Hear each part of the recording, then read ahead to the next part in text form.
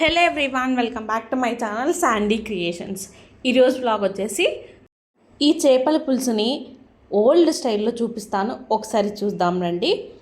ముందుగా ఉప్పు వేసుకొని నీట్గా వాష్ చేసుకున్న తర్వాత కొంచెం ఉప్పు, కారం, పసుపు, నూనె మొత్తం అంతా అప్లై చేసి పక్కన పెట్టేస్తే మొత్తం ముక్కలకంతా పడుతుంది. అంతలోపు మనం కర్రీకి ప్రిపేర్ చేసుకుందాం. ముందుగా ఆనియన్స్ అన్నీ చిన్నగా చాప్ చేసుకొని ఆయిల్లో ఆనియన్స్ వేసి ఫ్రై చేసుకోవాలి. ఆనియన్స్ అన్నీ నీట్గా ఫ్రై అయిన తర్వాత దీంట్లోకి అల్లం వెల్లుల్లి పేస్ట్ వేయాలన్నమాట. ఇది మనం ఫ్రెష్గా రోటిలో దంచితే టేస్ట్ చాలా బాగుంటుంది. అన్నీ మనం పూర్వకాలంలో రోట్లో దంచుకునే వాళ్ళం కాబట్టి ఆ కర్రీలన్నీ అంత బాగా టేస్ట్ ఉండేవి. ఇప్పుడు అన్నీ మిక్సీలో వేసేసి టేస్ట్ అంతా పోతుంది. అందుకే మేము ఈరోజు ఓల్డ్ స్టైల్లో చేద్దామనేసి రోట్లోనే మొత్తం అన్నీ దంచాము.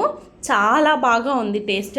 ఇప్పుడు ఇవన్నీ బాగా ఫ్రై అయిన తర్వాత చింతపండు పులుసుని ఈ ఆనియన్స్లో వేసేసి తర్వాత ఉప్పు, కారం, పసుపు, కొబ్బరి పొడి అన్నీ వీటిలోనే ఈ వాటర్లోనే వేసి ఉడికించిన తర్వాత మొత్తం తెల్ల కాగుతున్నప్పుడు చేప ముక్కల్ని ఒక్కొక్కటిగా దీంట్లోకి వేసేస్తే రుచి అనేది బాగా పడుతుంది. చేప ముక్కకి పులుపు కరెక్ట్గా సరిపోతుంది.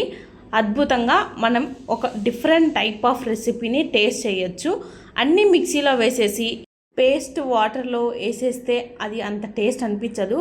ఒకసారి మీ అమ్మమ్మ నానమ్మల్ని ఎలాగా టేస్ట్ చేశారో ఒకసారి గుర్తు తెచ్చుకొని మీరు కూడా వారి రెసిపీస్ని ట్రై చేయాలి అనుకుంటే ఈ విధంగా ఒకసారి ట్రై చేయండి. అండ్ దీంట్లోకి జీలకర్ర, మెంతులు, కరివేపాకు, పచ్చి కరివేపాకు, ఇది బాగా ఎండిపోయిన కరివేపాకు వేసి బాగా రోట్లో దంచి ఈ పౌడర్ని తీసుకొని వచ్చి దీంట్లోకి కర్రీలోకి యాడ్ చేశాను. ధనియా పౌడర్ యాడ్ చేసేస్తే చివరిలో గుమగుమలాడే ఫిష్ కర్రీ రెడీ.